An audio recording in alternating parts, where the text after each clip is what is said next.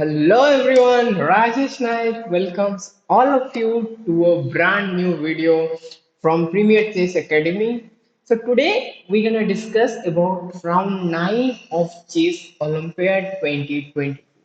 Round 9, our Indian B team played with the Azerbaijan team and our Pragganandha is the star of today's game, and he beat a 2680 plus player in such a fascinating game. And this game is completely mess, full of wild things happening in the game from both sides.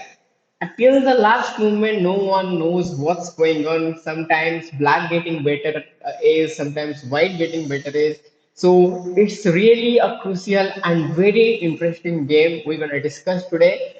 So let's go and see what's going on in the game. So basically, our Pragganandha is white in this position and his opponent is black, and our Pragganandha play rook to a2. Okay. Also, the basic idea of him is just to continue control the A file so that he can penetrate on the A7 or A8 square and extend the F8 rook, which is potentially very strong, defending the F5 pawn and also helping in the push pawn push of F4 or G4. And it seems like black is also having very promising position. His pieces are so active. Look at the rook on e1 and rook on f8. Things like black pieces are completely well placed. So after rook a2, what black played is f4. A very beautiful sacrifice.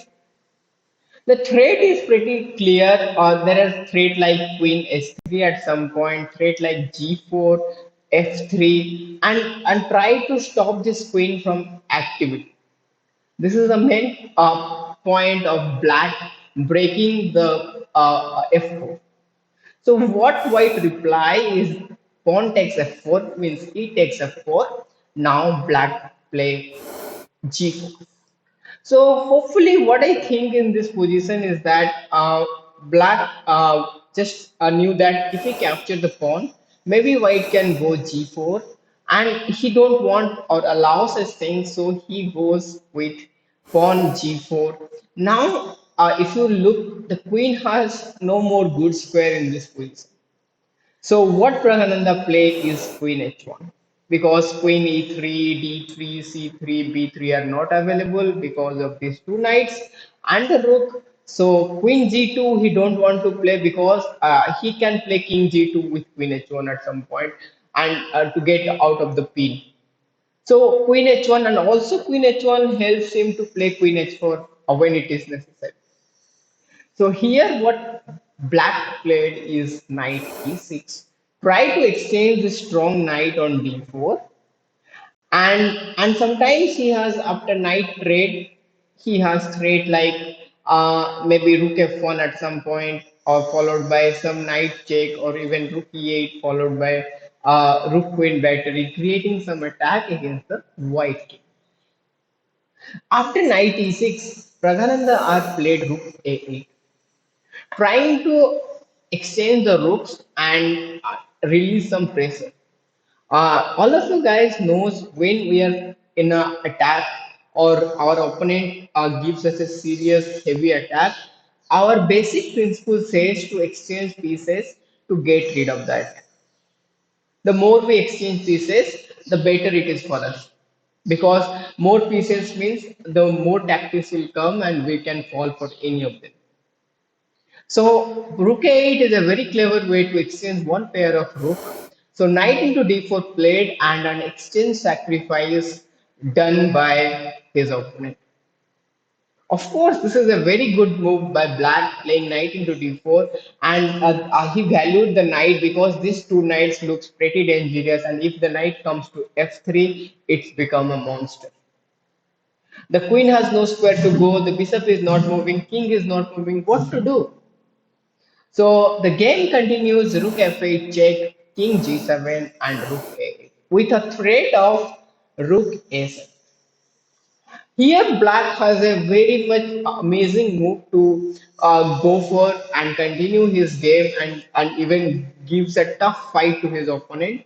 And I'm giving this task to all of you guys to think for at least 3 minutes and come with a conclusion with Black to play in this position. What should Black play here? So here, what Black played in the game is Knight f3 check, King g2, and this is a mistake. So instead of knight f3 check, the correct idea is to play king h6, rook a7, and queen e6. The idea being if you go rook h8 now to create a threat on h7, I have the threat like rook f1 and king f1, maybe a move like a knight d2, and this is pretty winning for black.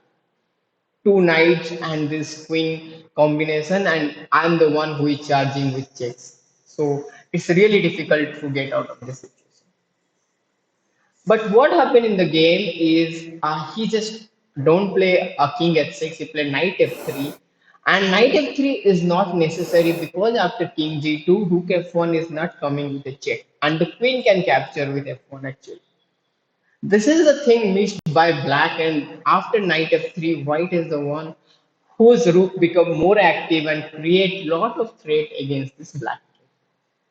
So after king g2, black played king h6, rook c2, amazing move, try to get the rook to the c6 and give a check. And here what black play is queen e7, trying to create some threat on the e file. Maybe he can try for knight f2 queen e3 at some point. He's trying to get the king of white. This is the point, and white is all ready and with all his resources ready. The rook c6, knight f6, and here another beautiful move played by white. If anyone can spot it, it will be great. Take 2 minutes, guys. White to play. Pragganandha played this move with couple of minutes in his clock. That's the amazing thing about these players. They are playing fast as well as they are playing the best moves of the position. So Pragganandha played rook a3 here, just giving up the rook so that he can get rid of these knights and create some attack against the black. So queen a3 been played, rook f6, king g7, and rook into b6. So it seems like black is getting lot of attack, but in reality, black's attack is not worthy right now because white is threatening h6 followed by queen h5. And once this queen get activated, white is threatening serious mating threat. It will be difficult for black to get rid of it. And you know this king on g2 is really safe, no checks coming, nothing. So black is in real trouble. So black played h6 to stop the white idea of h6. And now rook g6, king h7, rook into g4, d4, rook g6 again, queen e7. And my question to all of you guys, figure out the best move of the position that ends the game. The idea of queen e7, I will tell you, is simply to play either queen b7 or queen e4 to threat against this king. So white need to take care of the threat at the same time create his own counterplay against his opponent. So what white played here is bishop d3, a queen sacrifice. He knows that he can get this queen back. Let's say in this position, if you capture the queen, I will go rook e6 check, king h8, and rook into e7, and you will feel like the f3 or the h1 you would going to lose. And on rook d1, I can play move like king into knight. That's a simple way to convert the advantage rook d3 and king g4. I'm having lot of pawn advantage and my threats of king f5, king g6 is very much decisive. So what happened in the game is after bishop d3, opponent play queen a3 again, threatening the d3 bishop, but white neutralized the position by playing rook e6, queen d3, rook e1. Knight e1, queen. Everything got exchanged. White is clearly three pawn advantage, and black king is still weak on its. So queen into b5, queen e4 check, king g8, queen g6, and his opponent resigned. That gives amazing win for our Pragganandha, and we really appreciate because this boy saves us from losing from Azerbaijan. So yeah, just ninth round completed. Two more rounds to go. Hope we will get good medal in this Olympiad. And stay tuned, guys, with us for our upcoming videos. And do comment if you are having any recommendation for any videos. And don't forget to like this video and to subscribe our channel. So stay tuned. Have a great day. See you again. Tata.